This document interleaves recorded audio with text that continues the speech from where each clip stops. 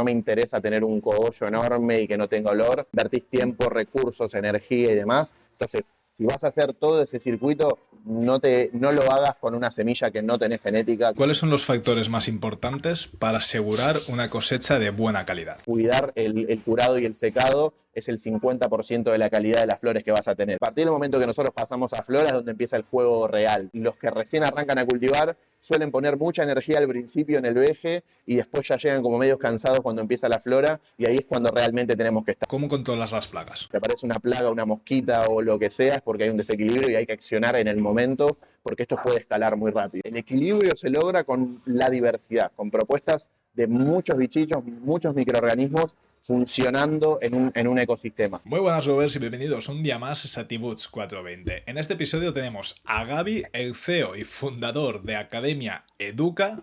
Increíble, ¿vale? Un perfil súper top.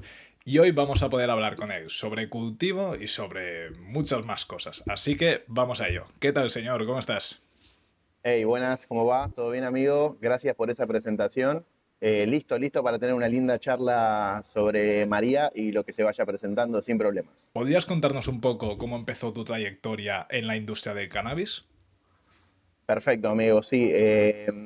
Mi inserción en la industria del cannabis, cuando todavía no era industria, fue hace ya 10 años, cuando empecé a hacer aceite de cannabis, aceite de RCO, Rick Simpson Oil, para mi madre, que necesitaba ahí eh, esos goteritos para una enfermedad que tiene ella, que es fibromialgia. Y bueno, a partir de ese momento surgió la necesidad y empecé a hacer unos aceites, empecé a capacitarme ahí sobre cómo hacer RCO, que en ese momento había bastante poca información, y de a poquito fui haciendo una linda receta y así fue la forma en la que me metí, haciendo y compartiendo en todo mi barrio el aceite de cannabis. Obviamente cultivar la planta genera una pasión y un lindo amor por eso y nada, obviamente me conquistó y a partir de ese momento empecé a meterme mucho más en la propuesta hasta que después obviamente surgió Academia Educa y ahí empezamos a meterle de lleno con la propuesta y ahí sí podríamos decir que es la verdadera inserción en un mercado naciente y en una futura industria acá por lo menos en la región. ¿Y qué es lo que más te apasiona de cultivar cannabis? Cultivarlo, meter las manos en la tierra. Soy un apasionado del cultivo living soil. Acá es una temática muy linda que representa mucho en la Argentina, el meter las manos en la tierra, el construir mis propios bioinsumos, el entender los procesos sintrópicos de la naturaleza. Es algo eso que me apasiona. Yo soy un cultivador vieja escuela, por así decirlo, totalmente apasionado por cultivar en exterior. Así que entender ahí los procesos de la naturaleza es lo que más me apasiona.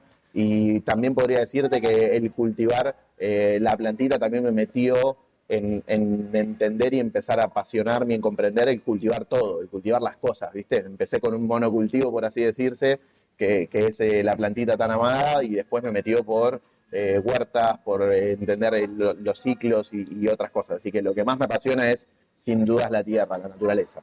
¿Cuáles son los desafíos más grandes que has enfrentado como cultivador? Los desafíos más grandes cuando cultivas en exterior son en el último periodo de la flora, te diría de semana 6 a semana 10, 11, que empiezan en exterior los contratiempos meteorológicos, digamos. Empiezan las grandes lluvias, los grandes vientos y demás, donde empezás a tener problemas de fusarium en el suelo y problemas de botrytis en las copas. Entonces, y aparte de ahí es donde se ve el laburo bien hecho anterior, ¿viste? Como casi que en el exterior la plantita crece en veje, crece tranquila, si le das agua y amor, crece, pero básicamente empezás a ver qué no hiciste o qué faltó hacer cuando empiezan estos contratiempos. Viste, como grandes periodos de lluvias en la flora hace que se quite el oxígeno del suelo y eso propone que se reproduzca el fusarium. Por lo tanto, si no hiciste un buen desarrollo radicular y una buena estructura de suelo, empezás a lidiar con eso. Y lo mismo con la humedad en la parte superior de la planta, ¿no? Si no te ocupaste de entrenarla, de abrir bien la planta, de desfoliar todas aquellas hojas necesarias, en la época de lluvias empiezan a aparecer botrytis y empezás a tener que perder ahí varias ramas, varios ramilletes en el proceso. Así que los principales desafíos te diría que es en el final de la flora. Y obviamente una vez que empezás a interiorizarte como cultivador y empezás a querer cuidar el terpeno, a cuidar la calidad de las flores, a cuidar la oxidación, obviamente que en exterior empezás a poner y plantar techos, medias sombras o algunos nylons agrotilenos como para evitar que la lluvia te afecte básicamente. Así que el principal desafío en exterior sería cuidar la flora esas 3-4 semanas finales, que es donde realmente se ve el resultado y la calidad de tu producto. Bien, bien. Es difícil cultivar en exterior, ¿eh? La gente piensa muchas veces que es echarle agüita, pero es difícil cultivar en exterior y sobre todo si tienes que jugar contra el propio clima, que a veces es muy difícil. ¿Cuál es tu método de cultivo favorito?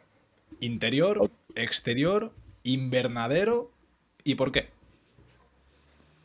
Ok, genial, amigo. Obviamente todas tienen sus fortalezas.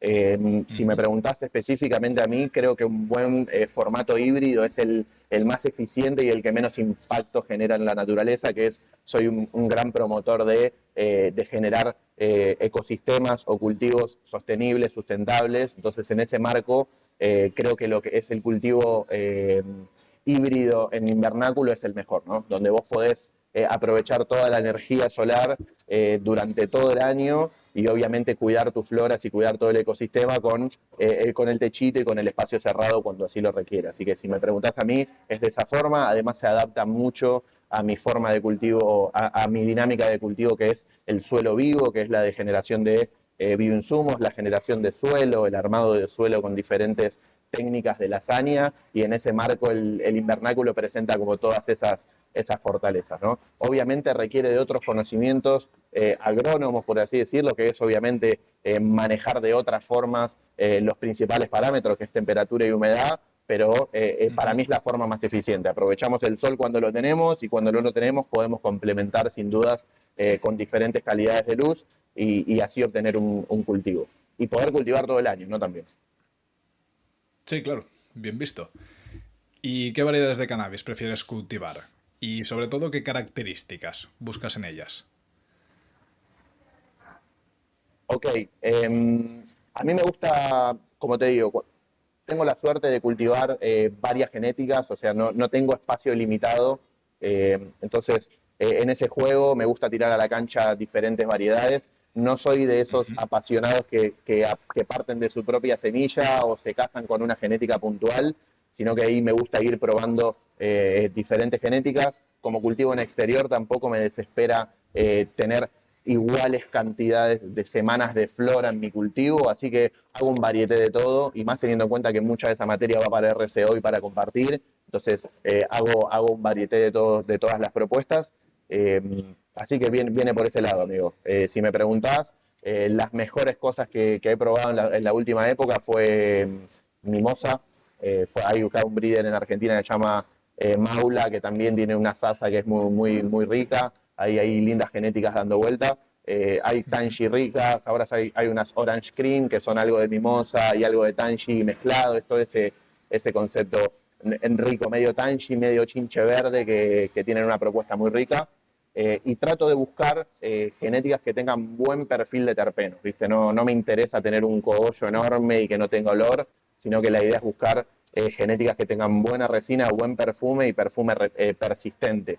¿Viste esas genéticas que hasta cuando queda muy poco en la tuca la fumás y sigue teniendo un perfil de terpenos? Bueno, eso es a lo que Sí. apunto a cultivar habitualmente. Hace muy poco probé yo la Blue Susie y la verdad que me pareció bestial. Que de una florecita súper pequeña echara ese olor, ese aroma tan intenso, tío, y luego cuando la fumas es otra cosa completamente distinta a lo que tú dices. A flores de exterior muy grandes, muy voluminosas, pero que luego huelen casi todas igual, no tienen ningún perfil terpénico especial y sí, la verdad que se nota bastante una buena Skittles con una buena Kush Mints, sacando una Blue Susie, como muchas muy interesantes que están saliendo ahora, como bien has dicho tú, la Mimosa, por ejemplo.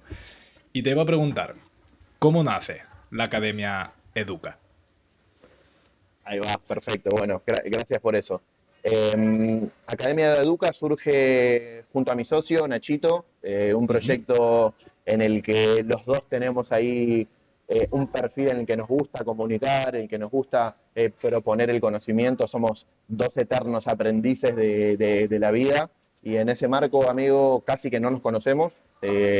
Surge nuestra unión por el amor a la planta y a partir de eso surge en su momento lo que era educación canábica, que fue nuestro primer perfil, y después que le hicimos un rebranding lo convertimos en Academia Educa, que es ahí como lo podés ver acá. Y básicamente surge con el simple objetivo de poder insertar en una industria naciente a un montón de personas ya con conocimiento adquirido.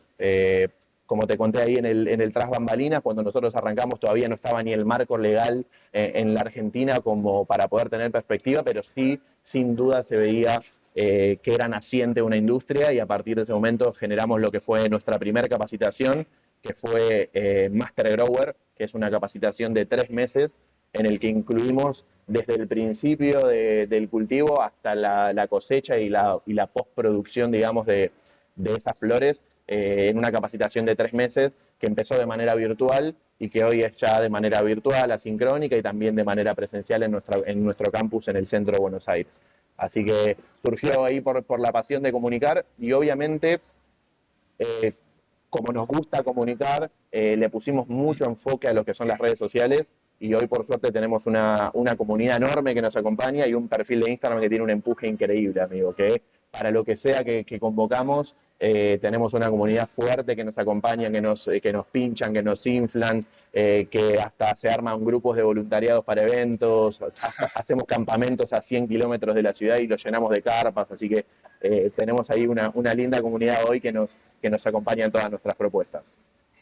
Increíble, ¿no? Antes de grabar me has comentado que habíais llenado salas con 4.000 personas. O sea, me parece una locura. Es un montón. Qué guay, tío. Sí, amigo, estamos ahí dentro de las 3 propuestas troncales de Educa. Una es obviamente la parte educativa privada, que es, digamos, todos nuestros cursos que son monetizables, que es toda nuestra propuesta, nuestro portfolio, que ahora más adelante si quieres lo contamos. Por otro lado es la horizontalización del conocimiento a través de las redes sociales. Si te pasás por nuestro perfil hay info de todo, desde cultivo, desde living soil, de recetas de gastronomía y un montón de temáticas.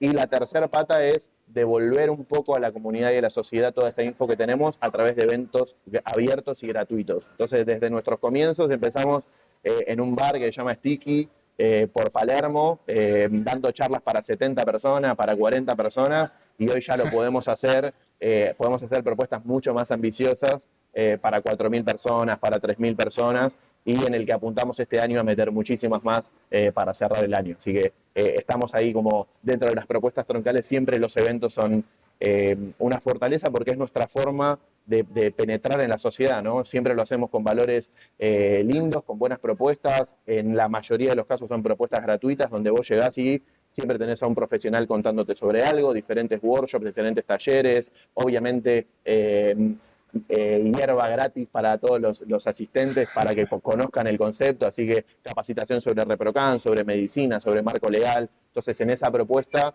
sin perder los valores de nuestra comunidad, siempre aportamos un poco de profesionalismo para seguir formando, ¿no? Un principal argumento para nuestra comunidad es queremos darles herramientas para que en su mesa familiar, en su laburo o en sus propuestas puedan tener argumentos sólidos para poder generar un mercado, una industria, un proyecto en un concepto que está bastante estigmatizado, ¿no? Que obviamente se va deconstruyendo con el tiempo, pero también queda a nuestro cargo poder romper esos estigmas y nada mejor que romper esos estigmas con mucha información. Así que esas es como las 3 patas de la propuesta de Academia Educa. ¿Podrías explicar el proceso de selección de semillas o de clones para nuevos cultivos? Ok, perfecto. Ahí en nuestra capacitación Master Grower nos gusta hablar de generar un criterio universal de cultivo. Cuando nosotros formamos a los cultivadores, lo que hacemos es generar un criterio que nosotros llamamos criterio universal de cultivo, que básicamente tiene que ver con hacer una lectura de indicios de todo el cultivo que se va a venir y a partir de eso definir condiciones y definir estrategias y modos de acción.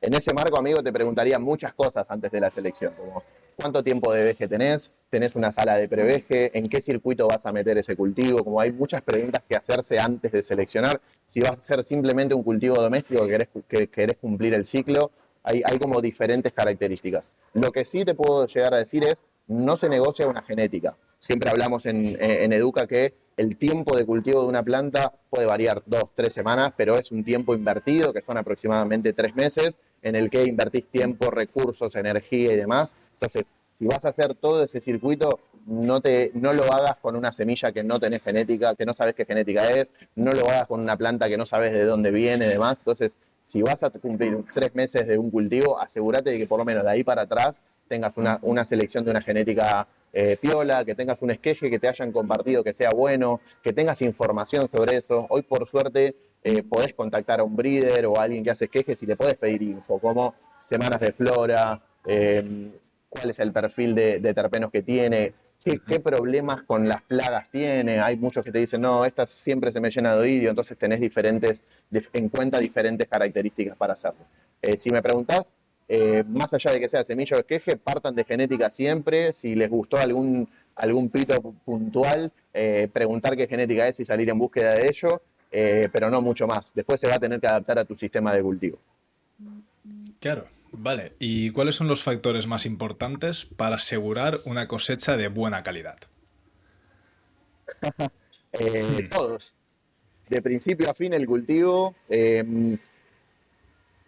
básicamente, como hablábamos hace un rato, cuidar la flora extremadamente. O sea, nosotros hablamos en el Master Grower que durante el veje la planta es casi inmortal. Podemos hacerle de todo, se nos puede enquilombar toda la sala, se nos puede llenar de plagas y demás, pero siempre podemos limpiar lo que está funcionando mal y volver a darle un veje o estirar nuestro veje 2 o 3 semanitas más para llegar al punto que queremos. Pero al partir del momento que nosotros pasamos a flora es donde empieza el juego real. Es cuando empezás a ver qué tanto hiciste mal antes, qué tanto te llevabas con tu solución de nutrientes o qué tanto nutrientes tenías tu suelo. Así que lo principal a tener en cuenta, obviamente, son las semanas de flora.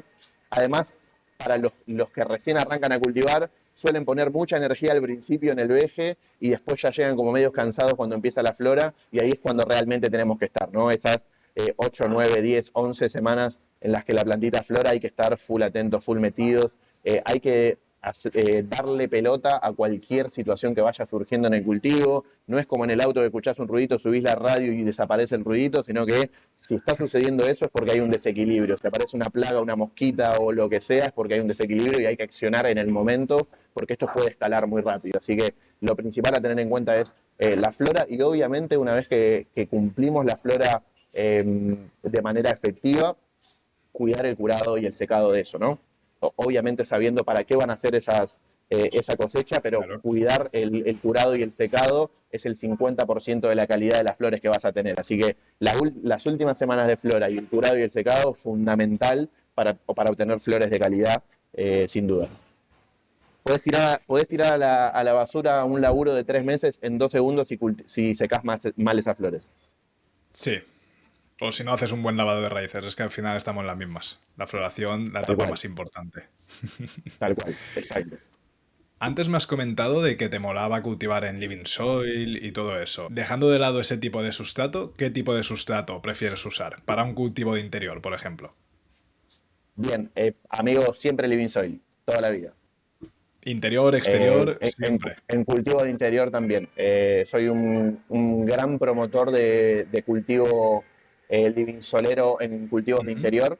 Esto lo hacemos en camas de cultivo eh, mínimo de 1 metro por 1 metro o de 90 por 90 y de 40 centímetros de alto, pero también se pueden hacer grandes camas de cultivo de 2, 3 metros de largo por 1 metro de ancho, en donde se hacen grandes lasañas de suelo y se empiezan a cultivar ahí nuestras plantitas. Así que ya sea adentro, afuera, invernáculo, toda la vida propongo el living soil. Obviamente que entendemos que hay otros sistemas que son también 100% funcionales a la plantita, como hoy en Argentina hay mucho este sistema de solución de nutrientes y un inerte que es un coco, y a partir de ahí Ujú. hacer un lindo laburo, un laburo muy prolijo. Desde mi lugar propongo siempre camas de cultivo. Hay muchas justificaciones de esto, son los metabolitos secundarios, son las generaciones de Brix, es decir, la densidad de los azúcares que corre por la planta para el engorde, obviamente el perfil de terpenos y demás. Pongamos en debate, si querés, después la producción y los ciclos de cultivo, que si está bien armado o no, hay algunas discrepancias. Pero desde mi propuesta es full siempre Living Soil. De hecho, ahí en mi perfil personal, amigo, tengo ahí una salita que la uso para mostrar lo que es el Living Soil, que son simplemente 2 bolsones con un montón de plantas y también 4 plantitas de las que nos gustan, donde se ve un ecosistema maravilloso, amigo. Y aparte, en ese marco, descubrí algo que es, hay una temática que se llama la mímica. Básicamente mímica es entender cómo funciona un ecosistema por solamente mirarlo. Y cuando Vale. cultivas el suelo vivo en interior, tenés la posibilidad de ver el suelo más cerca de tu visión, ¿viste? Si lo tendrías que hacer en la pacha, tendrías que tirarte en el suelo y verlo.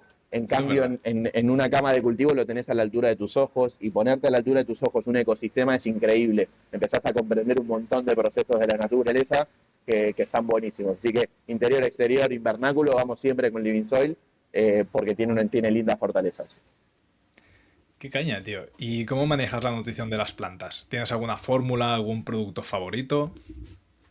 Ok, como todo en la vida no es tan definitivo, ¿viste? Dentro del Living Soil también están sus ramas diferenciales. Ujú. Hay cultivadores que son más aferrados a lo que es la agenda del cultivador tradicional, si querés, de sustrato y solución. Entonces se arman una agenda con incorporación de bioinsumos todas las semanas o cada 15 días, donde se buscan llenar las 3M del cultivo Living Soil, que son básicamente microbiología, minerales y materia orgánica, y eso se hace a partir de diferentes formas. Yo soy más del lado de lo sintrópico, de dejar ser, ¿viste? Me aseguro de armar un buen suelo de 40 centímetros de alto, donde tenés por metro cuadrado casi 400 litros de suelo, y en ese suelo tenés un lindo mix entre biochar, entre ligninas, entre turbas o inertes y una buena carga de materia orgánica. Y también me gusta jugar mucho con los cover crops. Los cover crops son, viste, cuando ves los tréboles alrededor del suelo, o ves alguna leguminosa o alguna vicia, y en ese Sí. marco se puede hacer unos lindos ciclos. Juego mucho con los cover crop. El cover crop crece y después cortás y haces un chop and drop, por ejemplo, y dejás esa materia orgánica descomponiéndose ahí, y hay como lindos momentos para proponer ese juego. Yo soy más del dejar hacer, armar un buen suelo, dejar hacer y laburarlo con los cover crops. De hecho, hasta me gusta en las últimas 3 semanas de flora, como recién lo decías, un lavado de raíces. Me gusta incorporar alguna hoja verde nueva para que chupe el nitrógeno que hay ahí en el suelo y deje a la plantita un poquito más rica.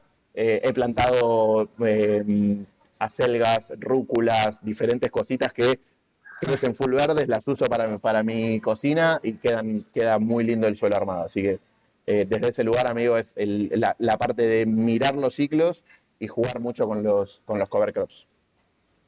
Qué guay, tío. ¿Y cómo controlas las plagas? ¿Cómo las sueles controlar? Por ejemplo, te viene araña roja. ¿Qué harías? Ok, genial. Ahí hay que entender que la principal propuesta de los cultivos regenerativos, naturales, de living soil, es proponer la diversidad. El equilibrio se logra con la diversidad, con propuestas de muchos bichitos, muchos microorganismos Ujú. funcionando en un ecosistema. Todo lo que se acerca a un monocultivo hace que empiecen a aparecer plagas. Entonces, en ese marco, amigo, es full el armado de esa cama de cultivo con mucha diversidad, y se utilizan muchos bioinsumos para este juego. Hay algunos fermentos que se llaman EM5, por ejemplo, que es un fermento que se hace con ají picante y otras cosas que se utilizan de manera foliar en las hojas, donde se propone que en las hojas haya más microbiología. O sea, en la filósfera de la hoja también tenemos microbiología. Entonces, Ajá. ya sea haciendo foliares con este M5, que es un bioinsumo para plagas, o haciendo foliares con simplemente té de compost, vos ya te asegurás de tener la filósfera llena de microbiología para que no pueda ninguna plaga implantarse. Siempre que hay un desequilibrio se implanta una plaga. Entonces, en ese marco, nosotros ya en el Master Grower lo proponemos, pero en el Living Soil más no hacemos acción y reacción. Es decir, no vemos una plaga y queremos matarla, sino que vemos la plaga y a partir de ahí nos vamos para atrás y entendemos en qué estamos fallando para que ese equilibrio esté roto. Casi siempre,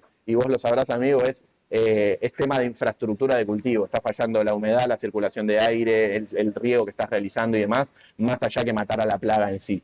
Así que en ese marco es ajustar parámetros para atrás y seguir proponiendo diversidad en el cultivo. ¿Y podrías hablarnos un poco de la importancia de tener una buena iluminación y qué tipo de luces prefieres usar? Bueno, amigo, en ese marco, LED de alta eficiencia es lo que obviamente hoy se está proponiendo. Hay lindas marcas nacionales en Argentina que proponen ese marco, como Lux Horticultura, como Mart LEDs y demás. Y por otro lado, yo soy cultivador vieja escuela, crecido en el conurbano de Buenos Aires y tuve la posibilidad durante muchos años de cultivar con sodio que viene de la mano de tener un fucking aire acondicionado enorme para poder controlar Ya ves. temperatura. Pero en ese marco el sodio me dio muchas satisfacciones, obviamente controlando temperatura, y hoy en día en donde, como hablábamos recién, donde se busca el terpeno, o sea, a los alumnos en Educa siempre le decimos, amigos, nosotros cultivamos perfume.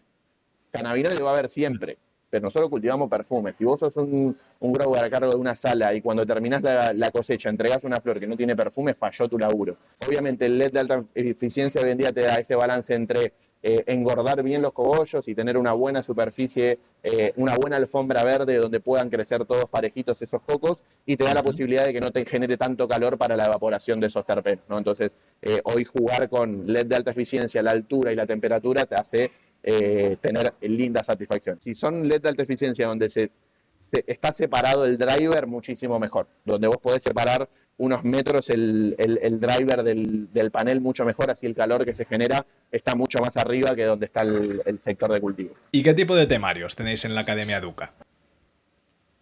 Ok, genial. Hablas de qué propuestas educativas tenemos. Ujú.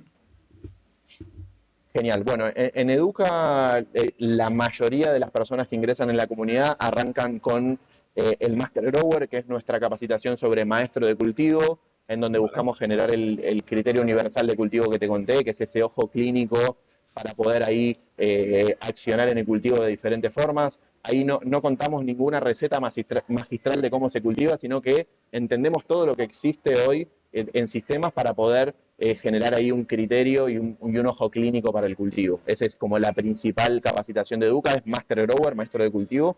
Después tenemos capacitación sobre hidroponía, que es Master Hidroponía, Master Hidro, que básicamente se enfoca en automatización de sistemas, cultivos inertes y cultivos hidropónicos. Ahí se ve todo lo que es el mundo de la hidroponía y esta recetita que te contaba hace un rato de solución nutritiva y método inerte a través de coco.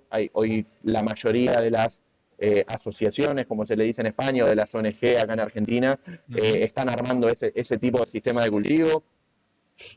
Después tenemos otra capacitación más que se llama Green Grower, que es la que más me apasiona. Green Grower es esta generación también del ojo verde, le decimos nosotros, que es también en una capacitación de 3 meses, comprender todos los sistemas de cultivo del suelo para poder cultivar de manera orgánica, ecológica, sustentable, sostenible, generando tus propios insumos. Es ahí un lindo clic en el cultivador que ya se va de la capacitación no queriendo tirar ninguna cáscara de banana ni a la basura, ¿viste? Porque entendés que siempre todo es alimento. Sí. O va a tu lombricompuesto, o va a tu compost, o haces un montón de bioinsumos a través de los propios residuos o mal llamado basura hogareña. Así que el Green Grower es una de las principales capacitaciones. Después seguimos con Master Gastro. Master Gastro es una capacitación que la da Juli, que es estudiante de química y da en 4 módulos, te da un lindo pantallazo de lo que es toda la parte química de la propuesta gastronómica, enfocándose en descarboxilación, dosificación, estandarización de procesos y demás, en donde vos comprendés que de principio a fin tenés que respetar diferentes procesos para poder llegar a un edible o a un edible o a un comestible de calidad y además que puedas contar qué es lo que tiene, ¿no? Siempre que se utilizan mucho los comestibles, pero cuando preguntás es no, le puse tanto de hierba o tanto de esto, no, bueno, hablemos de porcentajes, hablemos de THC, entonces en esa capacitación Juli da un baño de realidad de cómo deberíamos realizar los edibles y de cómo deberíamos contarlo, ¿no? Porque a nosotros nos gusta mucho esto del baño de conciencia, o sea, cuando consumís algo, que sea consciente, si ya sea que sea una flor, o una extracción o un comestible, contame cómo lo hiciste, contame qué tiene, qué genética es, qué perfil tiene, qué cannabinoides. Y si no sabes eso, contame por lo menos cómo te pega a vos para poder hacer alguna empatía con la propuesta. Después tenemos el DRCO, que lo da el doctor Canamed, que es una capacitación simple de 5 horas, que son 2 días, en donde enseñamos a hacer el famoso aceite RCO, el Rick Simpson Oil, y entendemos cómo poder hacerlo de manera doméstica y para poder tener medicina doméstica en nuestro hogar. Adicional a eso hay varias capacitaciones que hemos hecho. Hicimos capacitaciones sobre cómo realizar semillas, que le llamamos Seed Maker. Hicimos capacitaciones sobre bioquímica del cannabis, específica para médicos y personas que están en el sistema de salud. Por otro lado, estamos a punto de lanzar una capacitación sobre extracciones. Resina Maker es una capacitación donde se complementa automáticamente después del módulo 6 de Educa, que habla sobre extracciones. Te metes de lleno en Resina Maker y entendés como una parte más de toda la línea de producción de nuestra plantita. Adicional a eso, en el último año le pusimos un fuerte foco a lo que es el concepto de triple impacto y cultivos sostenibles, sustentables y demás, y hemos lanzado nuestra capacitación sobre huerta urbana, no sobre nuestra gran plantita, sino sobre cómo realizar huertas urbanas en la ciudad, en urbanidad justamente. El 29 de este mes lanzamos una capacitación sobre permacultura, que también es una forma de diseño de cómo vivimos, ¿no? De cómo entender toda esa vuelta, así que tenemos ahí un fuerte enfoque bien de la plantita por un lado y por otro lado también de capacitación sobre growing, ¿no? Hoy Academia Educa es una academia líder en growing, no solamente en la parte canábica, digamos. Así que por ahí viene la propuesta. Y si no, amigos, también los invito a sumarse a academia-medioeduca.com, donde pueden encontrar toda nuestra propuesta, todo lo que se viene, todos los lanzamientos, está todo ahí bien armadito. ¿Qué técnicas de entrenamiento y qué tipo de podas sueles utilizar para maximizar la producción? Perfecto, amigo, genial. Gracias por esa pregunta. Nosotros hablamos siempre de ahí para atrás se puede hacer cualquier técnica, ahora la vamos a desarrollar, pero básicamente el principal objetivo es tener una alfombra verde o una superficie verde lista para pasar a flora. ¿Qué quiere decir esto? Que en el metro por metro que estés cultivando, o ya sea la superficie cultivable que tengas, en todos los sectores tengas la alfombra verde, porque sabemos que una vez que empieza la preflora tiene el stretching y ahí se logra, digamos, la superficie totalmente cubierta. En ese marco se pueden utilizar diferentes técnicas, puede ser SOG, puede ser plantar muchas plantitas, o sea, puede ser una red scrog, hay muchas técnicas. En mi caso me gusta supercropiar a la planta por todos lados, amigos. Me gusta no ponerle ninguna red ni nada porque me gusta cultivar de manera estética, es decir, armo mis bolsones bien estéticos con diferentes colores y demás, y lo único que hago es ir abriendo la planta con diferentes supercroppings y la voy dejando bien armadita. Algunos le podrían decir candelabro, pero no soy tan específico de armar ese candelabro, pero sí de buscar que la planta esté bien abierta y que tenga buenas cabezas, multiplicar por 8, por 10, por 12 la cantidad de cabezas que tenga esa plantita. Así que en ese marco full supercropping y obviamente apical, ¿no? En el apical laburás muchísimo. Pero de vuelta va a tener que ver con cuál es tu objetivo de cultivo. Si me preguntás, en un sistema de cultivo cíclico donde tenés que estar cosechando sí o sí cada dos meses o cada 3 meses, yo buscaría hacer un veje en una presala en vasitos de 3 litros y después pasar casi a stretching derecho a la sala definitiva, donde no tocaría mucho la planta. Obviamente todos los entrenamientos tienen un pequeño estrés, que ese estrés se deriva en un que se lentezca el proceso de veje que está la planta, así que en ese marco hay que jugar, depende con el objetivo de tu cultivo. Mi objetivo puntual es que la planta quede hermosa y que después flore, así que en ese marco la laburo desde ese lugar, pero si nos metemos full en una sala, toquetearla menos. En ese caso ya sería full defoliaciones y dejar que crezca. Buenísimo. ¿Y cómo decides el momento óptimo para la cosecha? Ok, bueno, ahí de vuelta y todas mis respuestas van a incluir un montón de información para eso.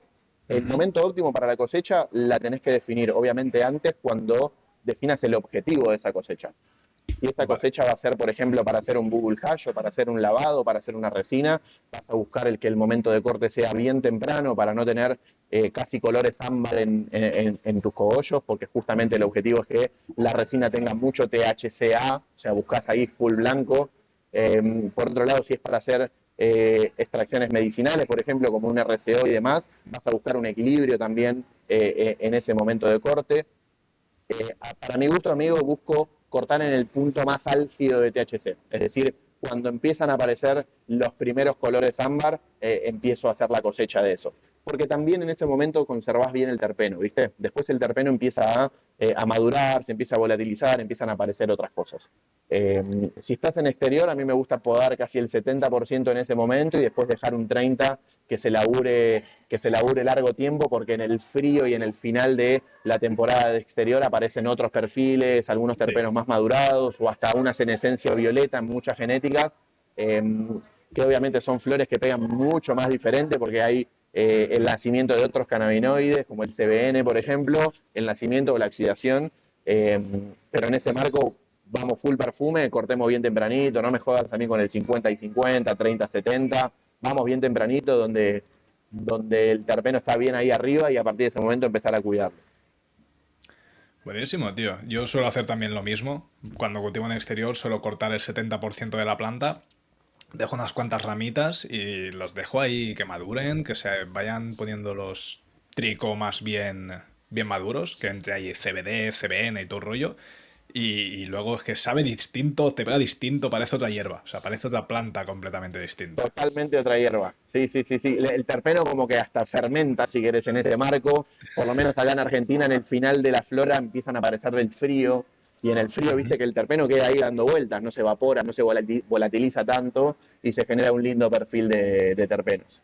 Sí, sí, Ahí sí. yo soy full fanático de probar mi cosecha durante todo el proceso, así que casi que te diría el cuarto o quinto día ya estoy probando. Y en ese marco, las de la flora que se queda en el frío, el tercer, cuarto día están deliciosas. Sí, y tanto. ¿Podrías explicarnos el proceso de secado y curado que sueles seguir? Sí, obvio, amigo. Básicamente lo que nosotros buscamos en el secado y en el curado es cuidar el terpeno. Es el único objetivo que tenemos. O Ujú. sea, tenemos que cuidar el perfume que tiene la planta. Lo demás va a seguir estando, no va a seguir estando, se puede oxidar un poquito más, un poquito menos. En ese marco, amigo, lo que vamos a buscar para cuidar el terpeno es que la planta tenga un descenso de temperatura bien paulatino. Es decir, cuando yo empecé a cultivar, por ejemplo, entrabas y te decía cuarto de secado, 40% de humedad. Y la realidad es que ese choque de humedad tan amplio hace que el terpeno se volatilice. Hoy se habla de secar nuestras plantitas recién cosechadas en un marco de un 70% de humedad y en una temperatura no más de 22 grados. O sea, si podés tener 17, 18, muchísimo mejor. En ese marco, la humedad empieza a irse paulatinamente. Y ojo, igualmente hay que tener en cuenta qué estamos secando, ¿no? Porque no es lo mismo secar un cogollo bien resinoso, bien apretado, que casi no tiene hojas, que casi no tiene clorofila, a secar por ahí algunas cosas que vemos todos siempre, que son cogollos bien finitos llenos de hojas. Eso Claro. obviamente tiene más porcentaje de humedad y hay que entender todo el proceso que tiene. Hoy un cogollo bien cultivado, bien engordado y demás, en 6 7 días ya lo podés pasar a curado, porque no tiene tanta cantidad de hojas, pero obviamente va a depender de con qué materia partís. Lo primero que hay que hacer es el diagnóstico de qué estás cosechando y a partir de ahí meter en el ciclo de cultivo, en el ciclo de secado, perdón. Así que vamos ahí, vamos con 70, no vamos con esos 40, 50 que veíamos en algunos libros viejos, vamos full 70, full 20 grados y esperarla tranquilamente para cuidar el terpeno. Y una vez que tenemos ese famoso clic que vemos en el tallo o vemos ya que las hojitas se empiezan a salir solas, ya podemos Ujú. pasar, para mi gusto, a frasco de vidrio siempre, sin dudas. Y en este marco vamos de vuelta, o sea, hay que hacer un diagnóstico de cómo están esas flores para pasar a frasco y a partir de ese diagnóstico ver cuánto llenamos el frasco. Si tenemos un porcentaje de humedad un poco más alto en esos cogollos, el frasco lo vamos a llenar entre un 40 y un 50%. Y en cambio, si tenemos cogollitos que ya están bien secos, vamos a llenar el frasco mucho más, entre un 70 y un 80, ¿no? Recordemos que el espacio que queda vacío en nuestro frasco va a ser ese intercambio de humedad con los cogollos. Entonces, si vemos que Ujú. hay mucha humedad, dejemos más espacio para ese intercambio y si vemos que está más seco, se deja menos espacio. Una vez que ya a los 10 días tenemos el cogollo que queremos, ahí sí lo llenamos a tope, lo cerramos y lo dejamos siempre en oscuridad, obviamente, amigo. Lo que hace básicamente la luz es oxidar al THCA, que si bien, como les decía, nosotros cultivamos terpenos, también cultivamos THCA, El THCA, una vez que lo perdemos, no se puede volver para atrás. En cambio, sí, después podemos convertirlo en THC o CBD. Básicamente es el proceso de oxidación que tiene ese cannabinoide. Entonces, en ese marco, cuidemos también el THCA. Y en ese marco es siempre en oscuridad. No jodamos. Por más de que digan, no, porque los californianos en galpones abiertos. Bueno, que lo hagan como ellos quieran, amigos. Nosotros lo tenemos que cuidar Claro. el THC, el THCA siempre en todo el proceso. Así que en ese marco siempre hacer una buena lectura de indicios, ¿viste? No, no hay recetita magistral que es apta para todos los cultivos, sino que lo mejor que hay es poder ver de qué materia partimos y a partir de ese momento elegir el proceso de secado. Y después, obviamente, es definir para qué va. O sea, si nosotros vamos a hacer un water hash, un bubble hash, nosotros Ujú. cortamos y ya frizamos. En ese Claro, marco es cortar y ir derecho al freezer. Hoy, por directos. suerte, hay diferentes técnicas de, de cómo consumir nuestra plantita, así que obviamente va a depender hacia qué vamos.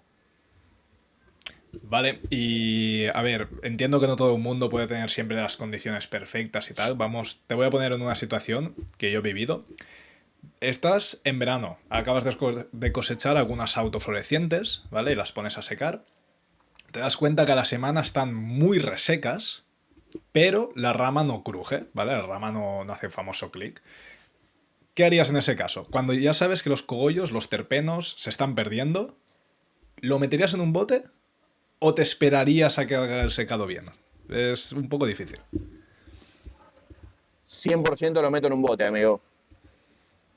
Lo meto en un Ju- bote, lo que está pasando es que está perdiendo humedad aceleradamente el Exacto. cogollo Ujú. y cuando nosotros lo metemos en un bote lo que sucede es que potenciamos que la humedad interna del cogollo se empieza a externalizar. O sea, Ujú.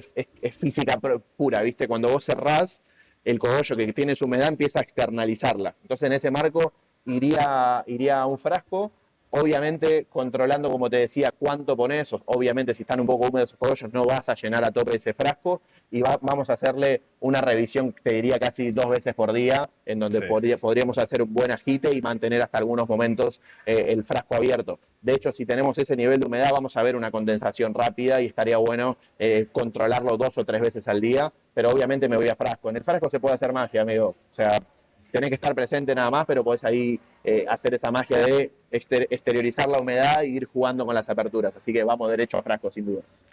Buenísimo, buenísimo. ¿Y qué consejo le darías a alguien que está empezando o que quiere empezar a cultivar cannabis? Bien, perfecto. Ahí en ese marco, como volviendo a las primeras preguntas, Ujú. tenés que saber que vas a estar 3 meses por lo menos en este lindo desafío y básicamente es poner la vara bien alta. No es un voy a ver qué sale, sino es un voy a sacar las mejores fucking flores que yo pueda con el conocimiento que tengo y entonces en ese marco es empezar a apuntar alto, ¿viste? Porque nos pasa mucho de, no, bueno, es mi primer cultivo, voy a ver qué sale. No, pará, amigo, es tu primer cultivo, que salga de la hostia, porque a partir de que la primera sale Claro, tío. buenísima, las otras van a salir mejor. Entonces, subir la vara en su primer propuesta, obviamente una buena selección de genética, obviamente poder capacitarse con toda la información que hay. Hoy hay miles de canales para poder capacitarse y si tiene la posibilidad de poder encontrar algún compa que tenga conocimientos, muchísimo mejor, para poder dialogar y aprender sobre el cultivo. Es como aprendimos nosotros, ¿viste? Como dialogando, construyendo, vení amigo, vamos a tomar unos mates acá en Argentina y contame qué aprendiste, yo te cuento qué aprendí y ahí se construye el conocimiento. Así que en ese marco es apuntar alto, amigo. Voy a sacar las mejores fucking flores que pueda, voy a exprimir la genética que voy a estar cultivando al máximo para poder sacar la mejor expresión de esa genética. Y obviamente que después para bajar tenemos tiempo. Para bajar tenemos tiempo en la flora, en el curado y demás. Pero en un principio, apuntar alto que se puede. Buenísimo, tío. No, no, me parece un consejo que me ha servido a mí ahora mismo, porque yo llevo más de 10 años cultivando y ahora mismo había hecho un cultivo en exterior en Alemania. Claro, yo iba con las perspectivas muy bajas, ¿vale? De este cultivo no me va a salir, lo voy a hacer más como experimento, dejando un poco más de cuidar la planta y tal. Me ha salido uno de los peores cultivos de hace muchos años. Claro, el año pasado también cultivé en Alemania en exterior. Iba justo con esa mentalidad. De estoy en Alemania, voy a cultivar un autofloreciente y voy a sacar la mejor autofloreciente que pueda sacar en un exterior en Alemania. La planta salió 1000 veces más que las que tengo ahora mismo. Mejor. Mentalidad, tío. Épico, y sí, amigo. Mentalidad 100%, 100%. Y después si querés sumar ahí lo que hablamos de saber que el ciclo es largo y que al principio vamos a tener muchas ganas de estar en el cultivo, que vamos a ir a ver, abrir la puertita o verla todo el tiempo, pero saber que el desafío verdadero empieza en la flora. Entonces, en el eje hay que meterle, hay que hacer laburo a futuro, un buen desarrollo radicular de nuestra plantita, un buen entrenamiento, unas buenas podas, pero saber que el desafío grande se viene en la flora. Exacto, tío. ¿Y qué consejos le darías a alguien que ya tiene experiencia, pero que quiere empezar a trabajar en la industria o montar su propio proyecto y tal? ¿Qué consejo le podrías dar? Ok, bueno, hoy por suerte la coyuntura nos dice que hay varios marcos legales para poder empezar a cultivar, entonces lo primero es ver si algunas de sus propuestas se adaptan al marco legal. Hoy hay varios marcos para poder adaptarse, para poder cultivar. El que hace semillas tiene su autorización, el que hace esquejes tiene su autorización, el que quiere cultivar su propia medicina también tiene su autorización, el que quiere cultivar para otros solidariamente también lo tiene. Entonces, en ese marco, ver qué posibilidades legales tienen. Y después que le metan, amigo. Nosotros ahí en Educa tenemos el módulo final, que es módulo de proyecto, en donde en una clase de 4 horas te vas con el conocimiento para poder disparar un proyecto en un modelo Canvas rápido y que se pueda empezar a ejecutar. Así que eso, solo hay que animarse a hacerlo, sin dudas. Buenísimo, tío. Bueno, y al final, y una de las cosas más importantes que me parece a mí para trabajar en la industria a nivel mundial son los contactos, tío. O sea, si haces buenos contactos, si sabes moverte, eres un poco espabilado, tío, vas a poder trabajar tanto en Holanda como en Tailandia, como en Argentina, como donde quieras. Simplemente tienes que ser espabilado al final. Yo creo que es el mejor consejo que podría darle Habilitado. a alguien que quiere dedicarse a esto. Es un gran consejo, amigo. Ahí lo podría traducir como el empezar a meterte en espacios, empezar Sí. a meterte en lugares donde se habla de esto, ¿viste? Acá, por ejemplo, hace muy poco tiempo surgió el FECA, que es una organización que sería como la Cámara de Clubes de Cultivo de Argentina, que hay más de 150 clubes metidos. Entonces, Ujú. empezar a tener ese conocimiento y ese roce con personas que ya lo están haciendo. En la mayoría de los casos en Argentina, amigo, el que hoy está con un marco legal cubierto haciendo proyectos grandes, bien profesionales, son personas que durante 10 años, 15 años lo hicieron en la clandestinidad. O sea, el que hace semillas no Claro. aprendió a hacer semillas hace 10 minutos, lo vienen haciendo en la clandestinidad. Entonces, hoy es como una revalorización de su laburo, ¿viste? Tipo, conozco a varios breeders que o eran técnicos de aire acondicionado o tenían su laburo propio y hoy están pudiendo realmente tener su proyecto formal, profesional y dejaron todos los laburos anteriores para estar en esta. Así que hay como lindas inspiraciones para poder meterse en este circuito sin dudas. Qué buena. Pues Gaby, muchísimas gracias, tío. ¿Quieres dejar algún mensaje, un último mensaje para la audiencia? No, antes que nada, amigo, agradecerte por tu tiempo. Te escribí un mensajito al Instagram y a los 2 minutos salió un lindo podcast, así que totalmente agradecido con lo que haces. Seguí metiéndole por ahí, que me encanta. Eh, Me gustaría ver ahí contenido alemán de cómo viene la cosa, así que ahí te dejo ese desafío para por ahí. Y por otro lado, gracias por tu tiempo. Sigan Academia Educa en todas las redes, que estamos tirando data de manera abierta constantemente. Y ante cualquier duda pueden comunicarse con nosotros. Tenemos ahí varios canales de comunicación. Hay un equipo de 5 chicas contestando todo lo que llega a los perfiles. Así que a disposición, amigo. Y nada, ya manija de empezar a ver esos clipsitos dando vueltas por algún lado. Bueno, globos, pues esta ha sido la entrevista completa con Gaby de Academia Educa. Si os ha gustado, dejaos un like, suscribíos a Satibuts y nos vemos en la próxima. Chao.